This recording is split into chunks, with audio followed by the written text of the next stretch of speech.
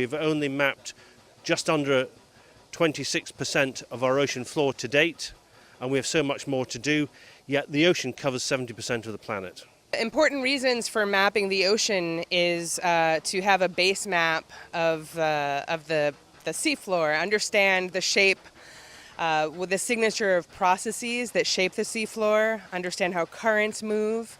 All of these processes are active and are changing as the planet changes due to climate pressure. We are leveraging on these collaborations, capacity building that ensures that each country has capacity to undertake their own bathymetry mapping, so that we can all put our hands together to produce this bathymetry data so that we can have a definitive map of the ocean floor.